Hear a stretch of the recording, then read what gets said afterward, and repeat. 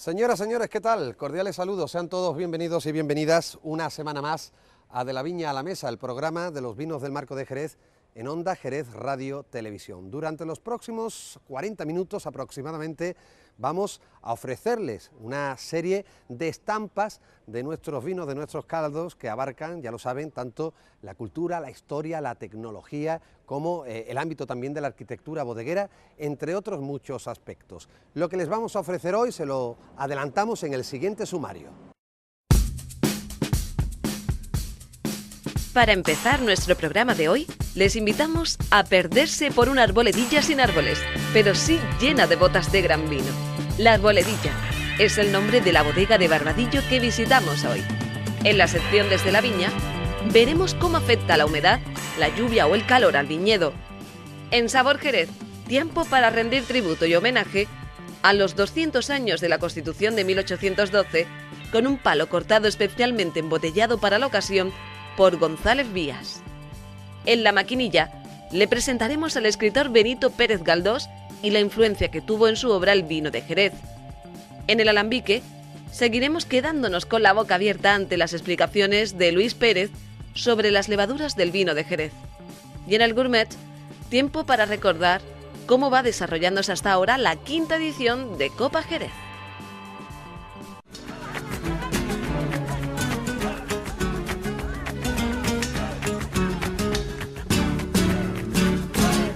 Últimamente en La Andana estamos de lo más viajeros, porque si la semana pasada nos marchábamos hasta el puerto de Santa María, en esta ocasión hemos querido acercarnos hasta la vecina localidad de Sanlúcar de Barrameda. Y una de sus más insignes señeras bodegas, Barbadillo, nos abría sus puertas para que conociéramos un poco más de cerca cómo es uno de sus cascos bodegueros quizás más particulares. Nos estamos refiriendo a la bodega La Arboledilla, que se la mostramos a continuación de la manera que van a ver. Soy Rosario Pérez Barbadillo, sexta generación de la familia, y mi cargo aquí en la bodega es directora del Museo de la Manzanilla y de Relaciones Públicas. Con Rosario nos adentramos esta semana en una de las bodegas más emblemáticas de cuantas toman asiento en el Marco de Jerez. Les hablamos de La Arboledilla, de Bodegas Barbadillo, un espectacular templo para la manzanilla que se remonta en sus orígenes al año 1875. Pues esta bodega se construyó en 1875, su nombre es La Arboledilla, pero es conocida como la Catedral de la Manzanilla. La catedral porque lógicamente tiene una tipología pues catedralicia, mezquita, es la bodega más alta de todo el Marco de Jerez, os digo en edificio antiguo, ¿no? Y luego una bodega que fue construida pues para obtener las mejores condiciones climatológicas para crianza de manzanillas. Sobre el nombre de la bodega, poco se sabe, aunque hay ciertas creencias. Yo no sé por qué, pero supongo que en aquella época esto estaba al lado está al lado del Palacio de Medina Sidonia, del Palacio de Orleans, y deduzco que toda esta zona sería una zona de arboleda, ¿no? Alrededor de lo que son estos palacios. En esta bodega duermen 4.500 botas de su manzanilla de referencia, Solear. Aquí tenemos 4.800 botas, todas de manzanilla Solear, que es nuestra marca emblemática, y bueno, pues ya os digo, orientada al mar, con una orientación tanto pues por que le confluyan los vientos del norte, lo cual nos va a dar un frescor y una humedad, porque tenemos muchísima vegetación alrededor con muchos jardines, y por supuesto con los vientos de poniente, ¿no? Una entrada que hace que tengamos un aire circulante, que mantengamos durante todo el año un nivel de humedad muy alto. Esa orientación y humedad de la que nos habla Rosario favorece altamente la permanencia del velo de flor, que hace posible la crianza biológica de estos vinos. Este nivel de humedad tan alto que tenemos en esta bodega pues hace que la crianza biológica de las manzanillas, la capa de levadura, pues estén las levaduras siempre, como yo digo, en efervescencia, ¿no? Siempre tenemos un grosor de levadura bastante importante. La bodega se enmarca en el complejo conocido como de Calle Sevilla. Está dentro del complejo que nosotros llamamos de la calle Sevilla, que es una calle pues bastante emblemática también aquí en Sanlúcar, y recoge pues distintas tipologías de bodega. Tenemos la bodega El Potro, que es mudéjar, creo que es de las únicas bodegas mudéjares que existen en el Marco de Jerez. la bodega San Guillermo, tenemos las plantas de embotellado, donde vienen todos los vinos después de la vinificación en la viña. En fin, tenemos también la zona industrial de aquí de Barbadillo. Otras características que hacen de esta bodega algo único es su arquitectura y también sus materiales. Pues mira, son muy característicos que los arcos están muy pegados al techo, cosa que con 100 pilares que está sostenido y sobre todo vamos a tener en cuenta que esta bodega cuando se construyó simplemente con una argamasa de cal y arena y ladrillo árabe, la techumbre de pino Flandes. Y bueno, el ver un edificio que la parte central tiene 12,5 metros de altura, la verdad, sin nada de hierro en su construcción, pues es digno de mérito, ¿no? Que después de tantos años no haya habido ningún problema y la bodega pues siga existiendo tal cual se construyó. Las andanas están dispuestas en tercera, algo de siempre muy del uso en el Marco de Jerez. Esto favorece la crianza de los vinos, sobre todo en verano. Porque ten en cuenta que en cualquier edificio, digamos que el aire caliente todo se condensa en la parte alta de la bodega. Esta bodega la verdad tiene una altura tan considerable y una ventilación tan magnífica con entradas de viento de poniente que podríamos poner alguna en cuarta, pero seguimos manteniendo la tradición de ponerlas en tercera. Pero sí hay que resaltar algo tremendamente característico de esta y otras bodegas ubicadas en Sanlúcar, son los bajetes o soleras, únicas por estos lares. Las botas están apoyadas sobre bajetes de piedra ostionera, que en Jerez y en el puerto pues están las escalinatas estas de madera. Sin embargo, aquí utilizamos la piedra porque lógicamente con el nivel tan alto que tenemos de humedad la madera se nos iría enseguida. La Arboledilla no solo ha sido y es vino, ya que el mundo de la tertulia y la literatura ha bebido en infinidad de ocasiones de su sabiduría centenaria. Pues visitas ilustres, mira, te puedo contar que es un rincón donde mi tío Toto Barbadillo, Antonio Pedro Barbadillo, se reunía siempre con un grupo de amigos, todos literatos, ¿no? Y aquí entre copita y copita pues lanzaban sus escritos, sus poesías y tal. Y bueno, te puedo destacar, por ejemplo, Caballero Bonal, ha venido aquí muchísimas veces, porque es muy amigo de la casa. También, pues mira, resaltar que el nombre de Solear, que es nuestra manzanilla, Solear la bautizó don Manuel Machado, que de hecho le hizo un soneto muy bonito que dice: la manzanilla es mi vino porque es alegre y es buena. O sea que verdaderamente nosotros aquí de verdad motivamos mucho los temas culturales, y yo en concreto desde el Museo de la Manzanilla todos los años organizamos, y de hecho aquí se hicieron el año pasado muchas presentaciones de libros, hacemos exposiciones de pintura, encima que todo el tema, digamos, enológico también lo mezclamos pues con el tema cultural, que al final y al cabo pues el vino es una cultura, ¿no? Así es la Arboledilla, un lugar para perderse durante horas, saboreando sus silencios y sus penumbras, tal y como nosotros lo hacemos ahora, buscando nuevos contenidos del programa.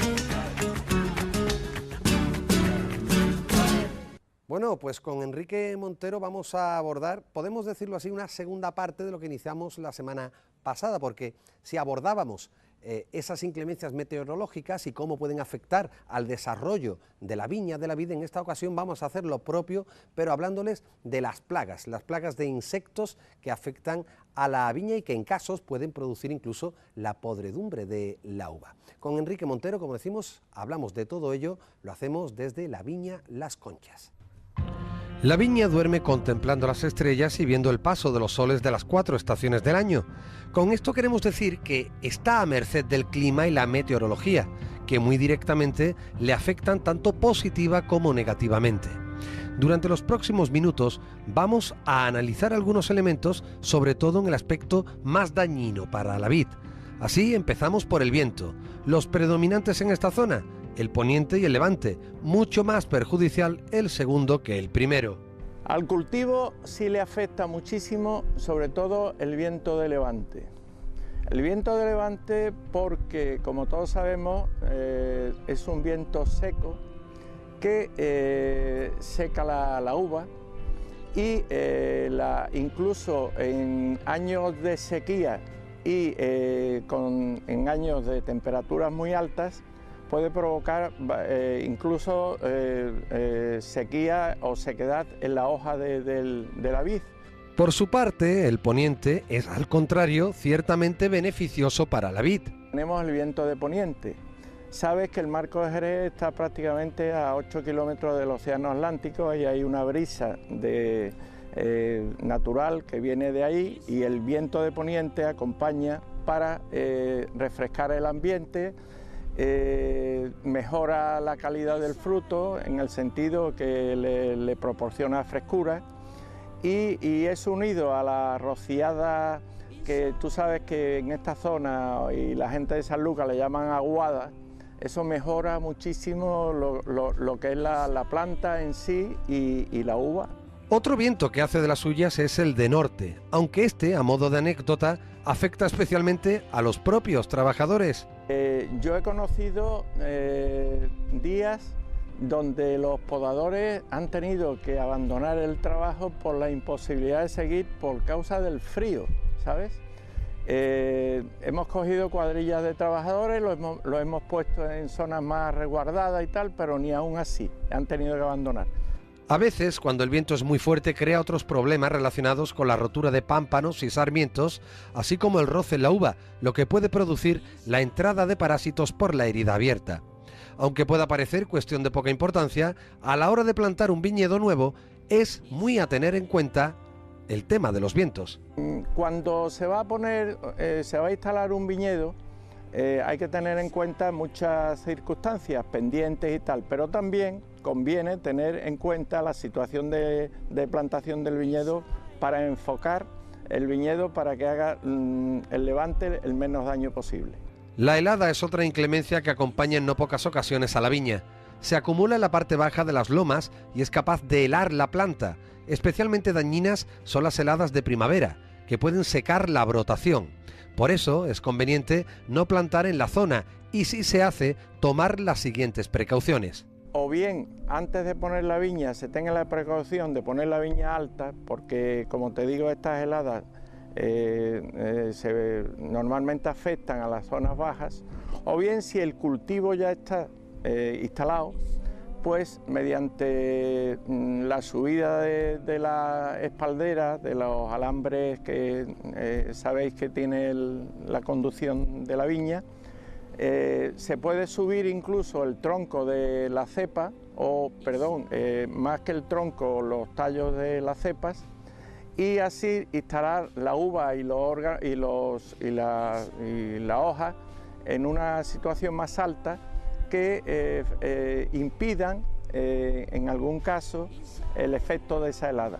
Opuesto al frío es el calor y la sequía. Los golpes de sol son también extremadamente peligrosos cuando se producen, pese a que la vinífera jerezana tiene gran aguante a las altas temperaturas. Un golpe de sol es que la capacidad de absorción de agua a través de la raíz que tiene la planta se contrarresta con la transpiración que necesita la planta y hay un choque de trenes en el que realmente sale perjudicada la cepa en cuanto a sequía en la hoja, o sea, la hoja se seca y se puede producir incluso el que el grano o la valla o el racimo se seque también y produzca unos rendimientos pobres. El exceso de agua en temporada buena de lluvias o la salinidad son otros factores y enemigos que inciden directamente en la salud del viñedo, aunque para terminar el reportaje nos vamos a quedar con el daño que producen de un lado los caracoles. Sí, los caracoles, así como suena. El daño de caracoles, curiosamente, es importante en la vid porque le apetece muchísimo los brotes nuevos, las yemas nuevas al caracol. Y hay casos muy frecuentes que no hay más remedio que tratar los caracoles para eliminarlos. Como anécdota te diré que tenemos que avisar a las personas que van a coger caracoles, decirle que esta viña está tratada y que no se puede coger.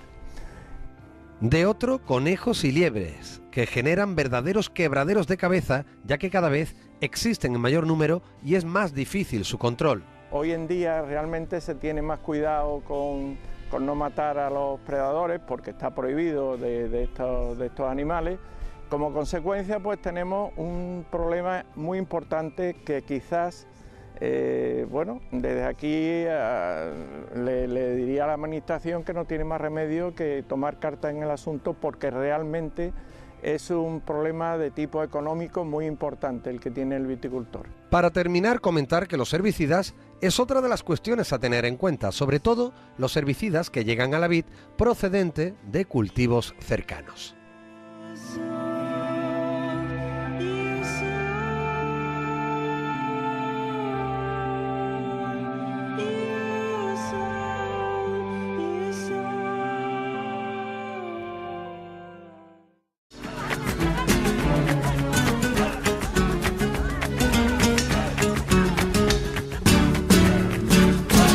En Sabor Jerez, hoy no nos marchamos de este lugar en el que nos encontramos y que está sirviendo para presentarles este programa de la Viña a la Mesa. Nos estamos refiriendo al complejo bodeguero de González Vías, ya que hoy vamos a hablarles de un vino de esta casa, una edición especial que ha sido embotellada con motivo de la celebración de la conmemoración del bicentenario de la Constitución de 1812. Tan solo 200 botellas de un palo cortado excelente, del que les hablamos en los próximos minutos. Desde el archivo histórico de la bodega de Manuel María González, les presentamos en esta ocasión un vino que se ha embotellado especialmente con motivo de la celebración del bicentenario de la Constitución de 1812.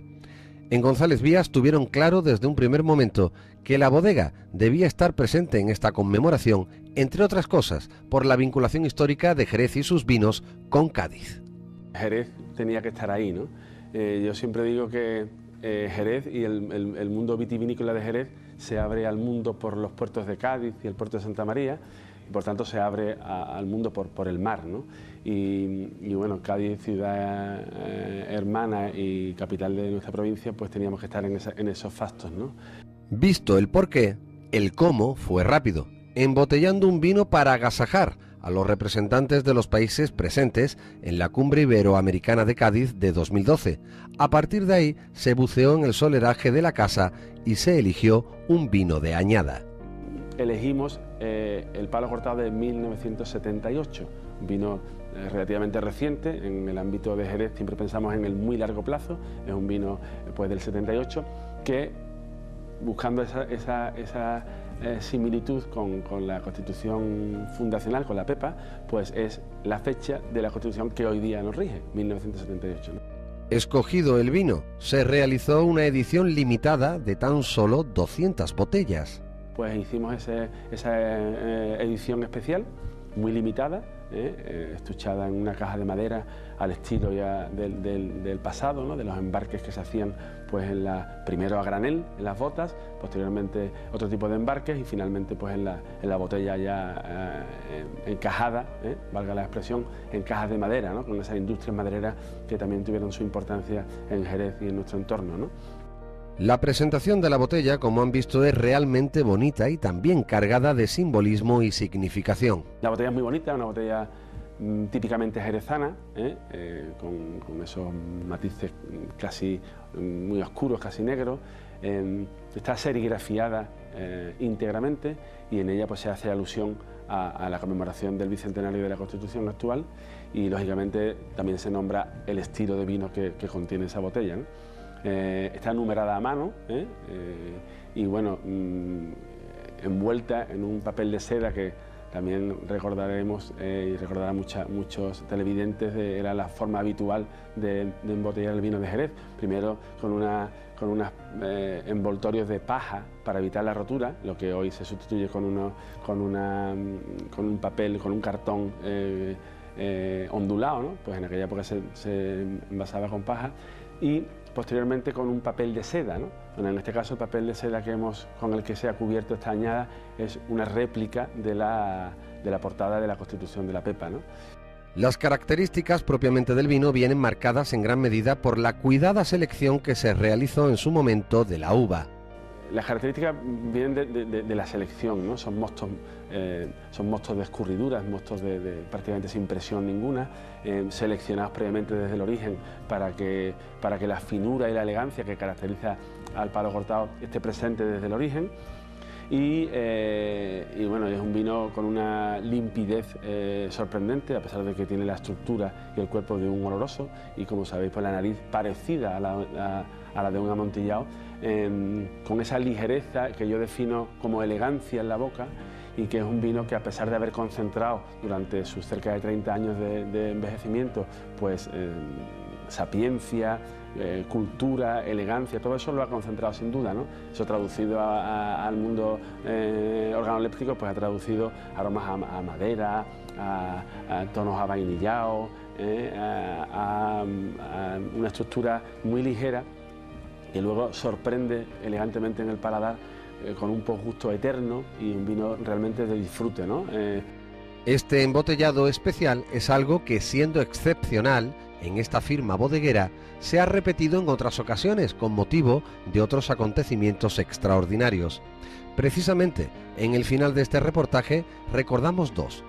Por un lado, la conmemoración del 175 aniversario del nacimiento de esta firma bodeguera, y de otro, la visita de los príncipes de Asturias. Tengo la suerte de contar con la visita de Su Alteza Real de los Príncipes de Asturias, y en ese caso se embotelló una añada del 72, en este caso pues un oloroso muy viejo, con una estructura igualmente elegante, con un color muy bonito, un color con una brillantez impresionante, y bueno, un vino que nos parecía adecuado para conmemorar esta entrañable visita que tuvimos la suerte de tener en esa fecha, ¿no?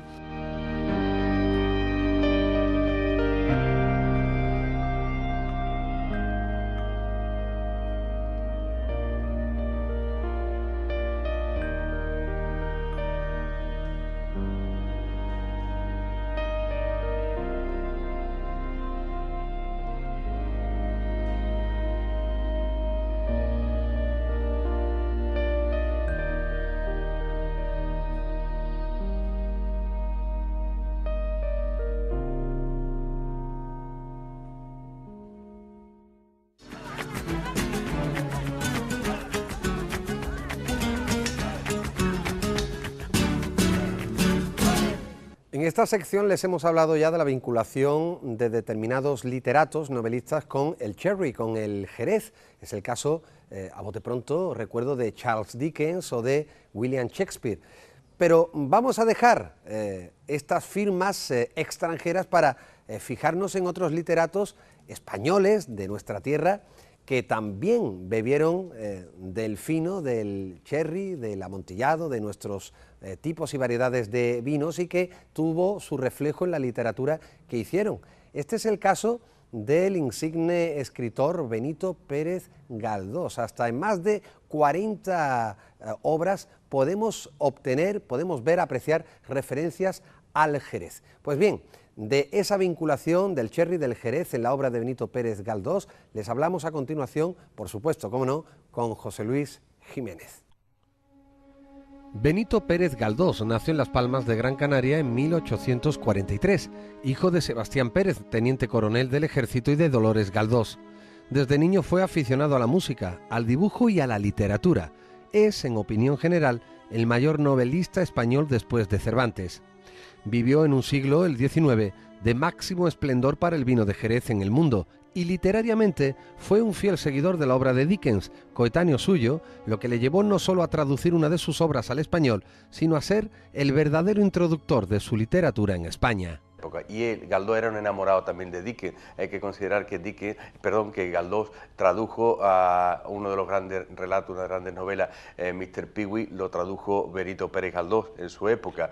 Fue el traductor de Dickens y el introductor de los introductores de Dickens en España. De ahí su admiración. Y evidentemente también compartía la admiración por los vinos de Jerez, como ya hemos comentado anteriormente, el de Dickens, ¿no? Y que se celebraba este año, el bicentenario de Charles Dickens.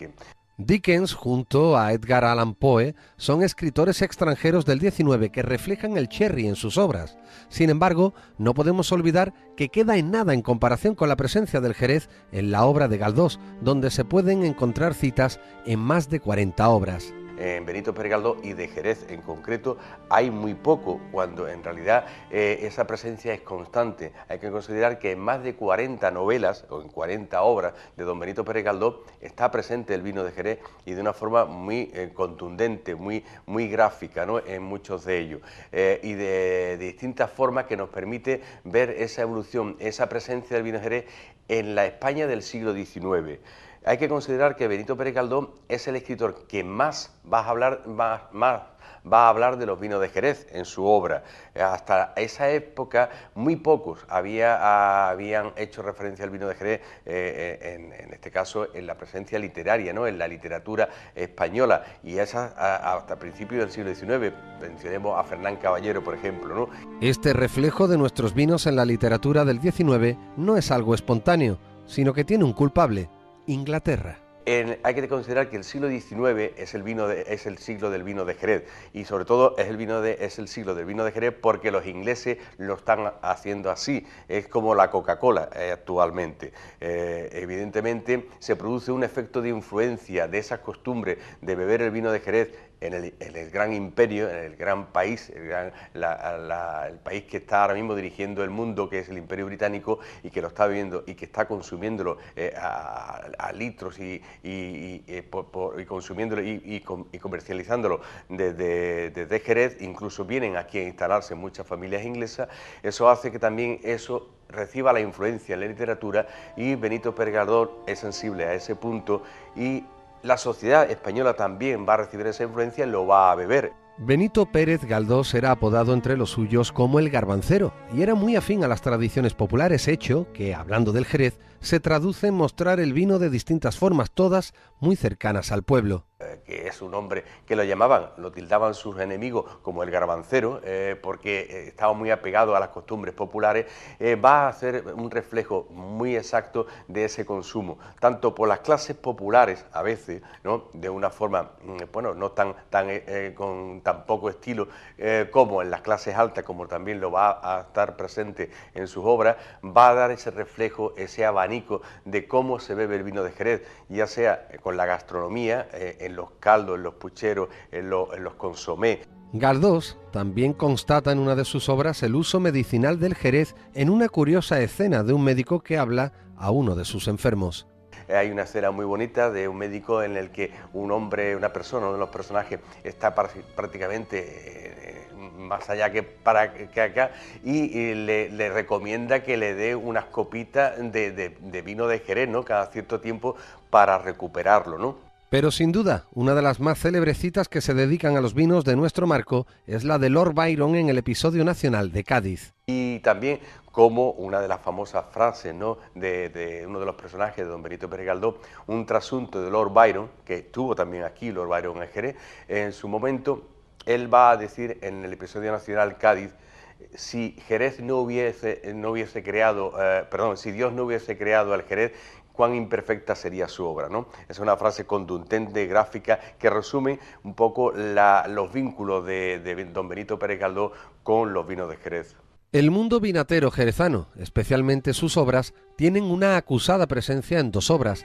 Por un lado, la titulada Lo Prohibido. La más importante de todas es Lo Prohibido, una novela también muy curiosa, muy extraña en la creatividad, en la obra general de don Benito Pérez Galdós, donde el personaje principal es un jerezano una persona, un joven que ha heredado de su padre, que es vinatero en Jerez, sus bodegas, ¿no?, que al final son vendidas y se traslada a la capital, evidentemente porque quiere prosperar, y aquí en esta zona también dice que corre peligro porque estaba a la mano negra, es decir, también lo deja reflejado, esa situación histórica de ese momento queda reflejado también en lo prohibido. Por otro, Teros. Un pequeño relato que se llama Teros, que cuenta cómo este personaje se traslada desde Cádiz hacia Sevilla y hacia Madrid en tren, pero hace una parada en Jerez y describe perfectamente que pueden ser posiblemente las bodegas de González Vía,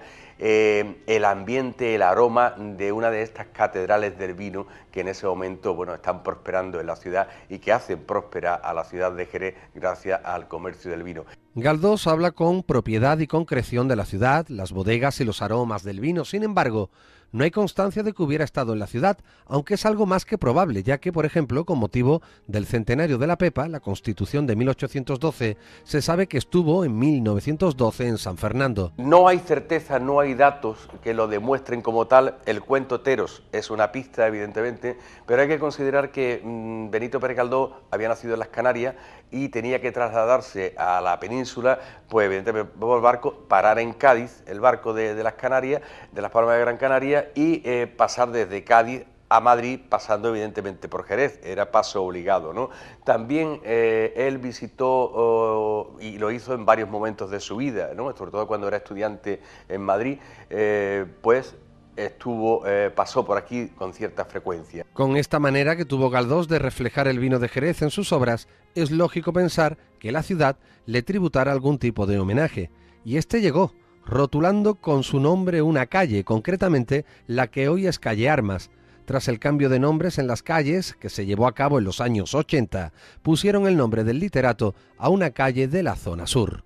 En los años 80, lo que era a la actual calle Armas, que se denominó desde el año 1914 hasta los años 80 prácticamente Pérez Galdós, esa calle, se quedó en el olvido, se quedó en el cajón del olvido, y nuestra asociación promovió la restitución de esa calle en otro lugar de Jerez, que ahora mismo está en la zona sur.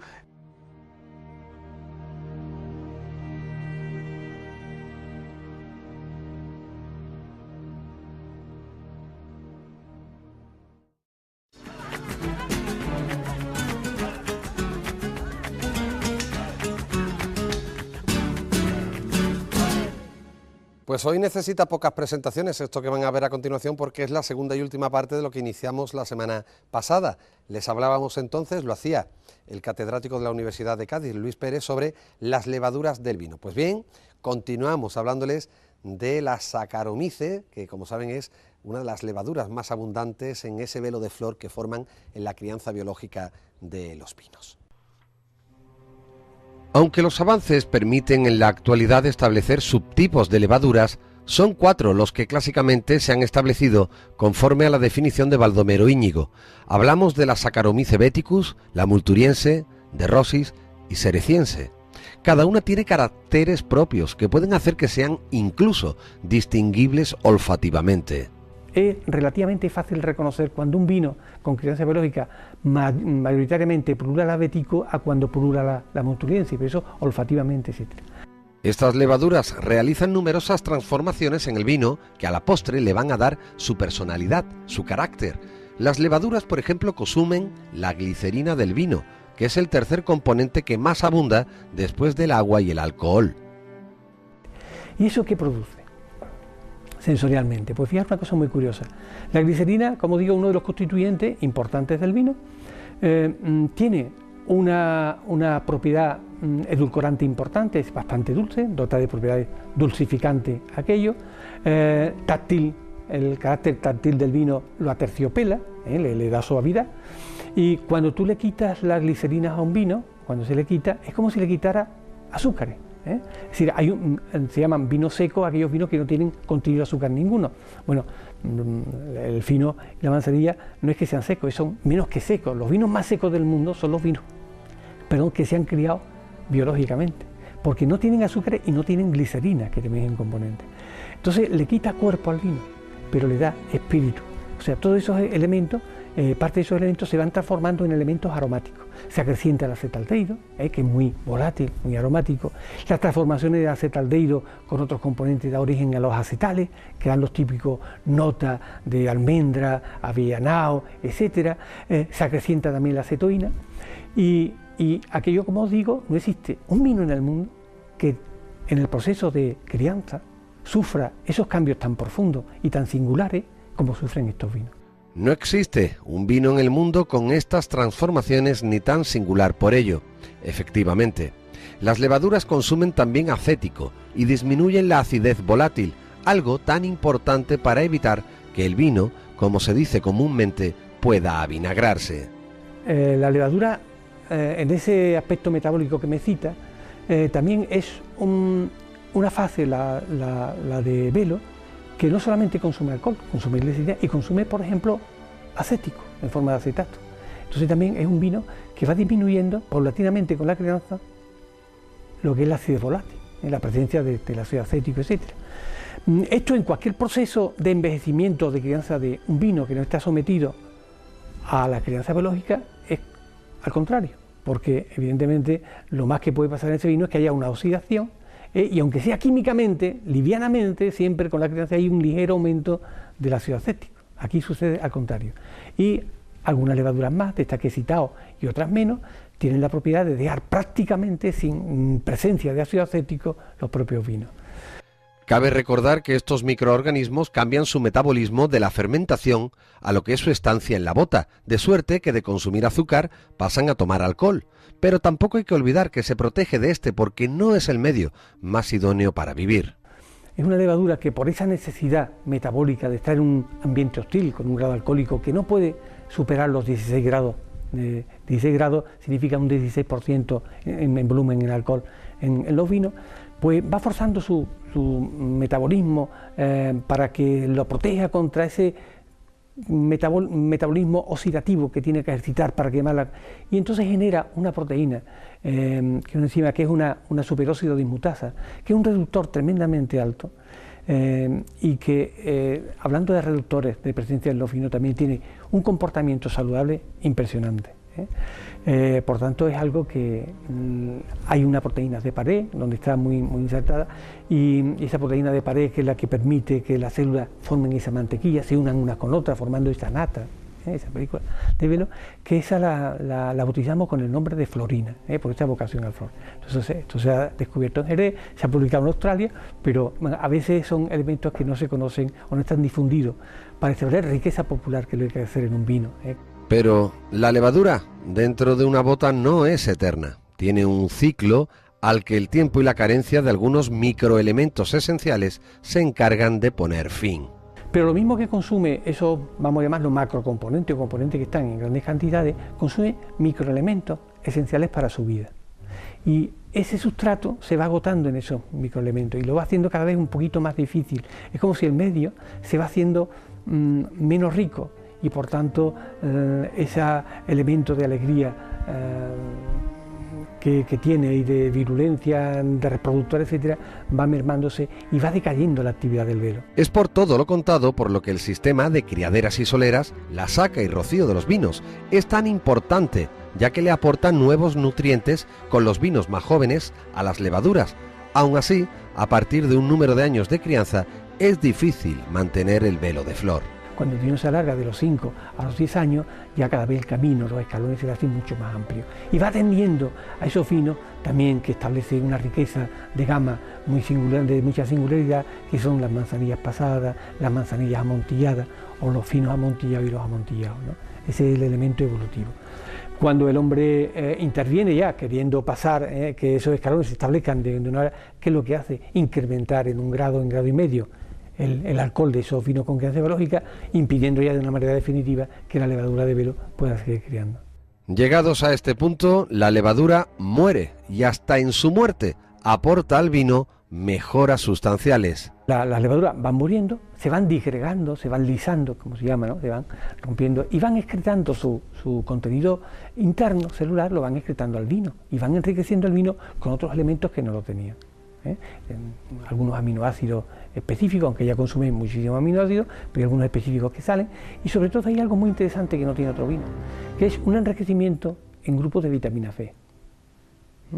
No hay ningún vino que tenga más vitamina B que el uva, de donde procede, excepto los vinos de Jerez, que una vez que comienzan la crianza va enriqueciendo en determinada. Y bueno, y la vitamina B está muy ligada a los transportadores electrónicos dentro del metabolismo humano, sobre todo, que va a necesitar mucho para el etanol, y entonces pues es un vino que está relativamente preparado o adaptado para que el ser humano lo consuma con menos repercusión negativa que el alcohol de otra cosa. Todas las transformaciones tan concretas que las levaduras del vino de Jerez llevan a cabo son producto de un metabolismo que se ha ido adaptando a lo largo de los siglos. ¿Por qué las levaduras de Jerez han generado ese metabolismo que viene después de la fermentación? Pues la ha generado porque durante miles de años el hombre le está dando un sustrato que eran los mostos de la zona, de una zona cálida, con mucha riqueza en azúcar. E inconscientemente ha estado seleccionando durante miles de años levaduras de alto poder fermentativo. Y este mecanismo de poder pasar del estado fermentativo al estado de crianza biológica, al estado de respiración, solo se puede transponer a esos niveles alcohólicos con levaduras de alta, poder fermentativo, de alto poder alcohólico, de poder resistir altos niveles de alcohol. En una levadura que no tenga esa capacidad fermentativa de producir tanto alcohol, no se puede dar esa formación de vino. Por eso, este patrimonio vitivinícola de casi 3.000 años de antigüedad es un patrimonio de la zona que hay que salvaguardar y proteger.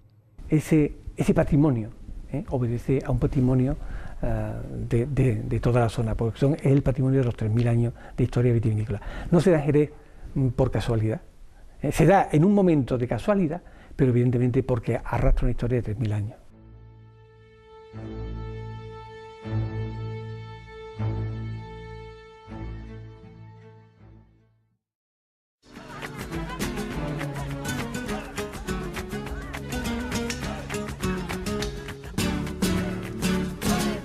Pues en el gourmet de hoy, de esta semana, no nos vamos a mover directamente in situ entre fogones, pero no vamos a abandonar evidentemente la temática por y para la que nació esta sección. Les vamos a hablar de la quinta edición del certamen gastronómico Copa Jerez que organiza el Consejo Regulador Fede Jerez, que como saben tiene la participación o cuenta con la participación de bastantes países que optan finalmente en una gran final a llevarse ese título del mejor menú maridaje, entre otros premios, con vino de Jerez. Ya conocemos al finalista alemán, conocemos al finalista belga y también al finalista español. Pues bien, de la evolución de este certamen gastronómico hasta ahora les hablamos en su edición de 2012 en los próximos minutos. La quinta edición del certamen gastronómico Copa Jerez camina imparable hacia la cita que unirá a los mejores chefs y sumilleres de 7 países en la gran final que se celebrará en nuestra ciudad dentro de unos meses. Por ahora ya conocemos el nombre de 3 restaurantes que están en la finalísima de este certamen que busca el mejor maridaje con vinos de Jerez. El primero en conocer su pase fue el equipo formado por la chef Karina Appeldorn y el sumiller Gunnar Tietz del restaurante berlinés First Floor. Su menú consistió en morena del mar Báltico, en vinagreta de vinagre de Jerez con eneldo, pepino y pimiento, maridado con una manzanilla pasada como plato principal. Pechugas de paloma en salsa de vino de Jerez, gnocchi de calabaza y endivia maridada con un oloroso de 30 años Bors que sorprendió al jurado por su exquisitez y que finalmente les llevó a la victoria, y un postre de naranja con hojas de chocolate y granos de pimiento rosa, mousse de aceituna y chocolate con sal marina y helado de Pedro Jiménez.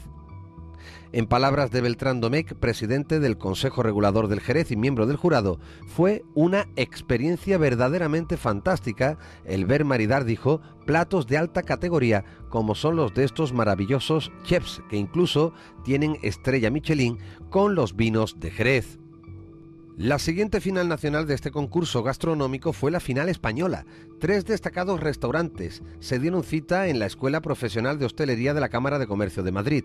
Los equipos de chef y sommelier procedentes de los restaurantes El Ermitaño, Zamora, Il Bambino, Madrid y Casa Manolo, en Valencia, compitieron para defender armonías con vinos de Jerez y Manzanilla ante un jurado de destacados nombres de la gastronomía y del vino de nuestro país.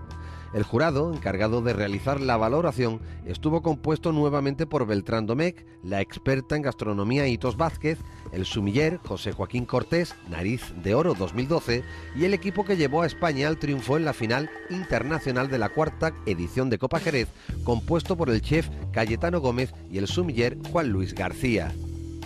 El restaurante Il Bambino de Madrid, con Ángel Bellón como chef e Iván de la Torre como sumiller, apostaron por el siguiente menú: alcachofas con espuma de oloroso y crujiente de jamón como primer plato, armonizado con oloroso seco villapanés de bodegas Emilio Hidalgo, seguido de tarrina de confit de pato a los 2 cortados, acompañado por un palo cortado, 2 cortados de Williams Humber y sorbete fantasía Romate con Pedro Jiménez Holland Plus de bodegas Sánchez Romate de postre.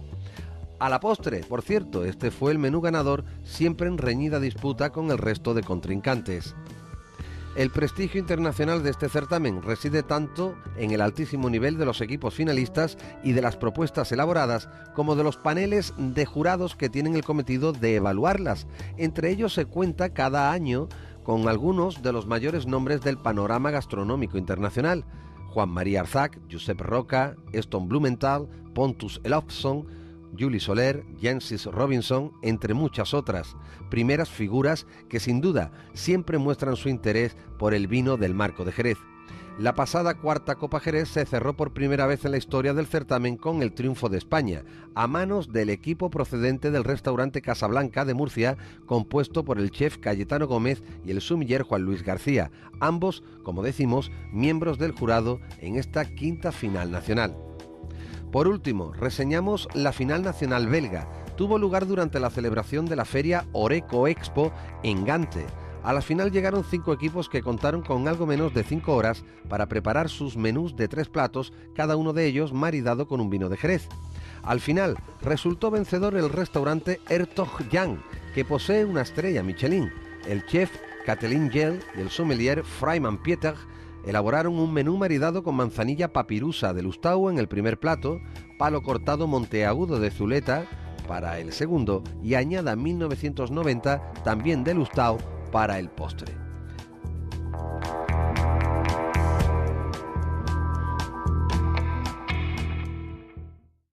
Bueno, pues vamos con la penúltima de nuestras secciones en el día de hoy en De la Viña a la Mesa. Le toca el turno a de la A a la Z.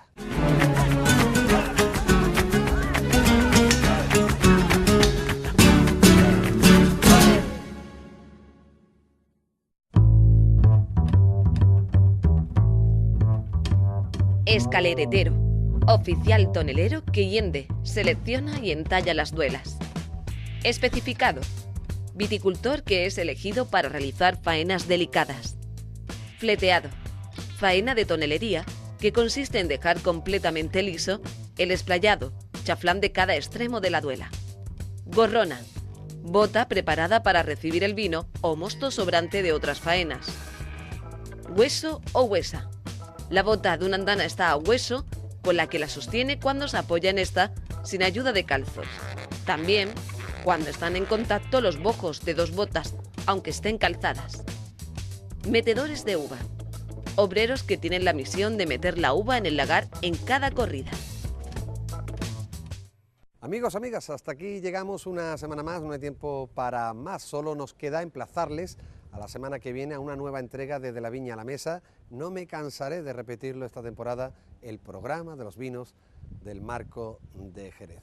Fue todo, muchísimas gracias por la atención prestada, cordiales saludos.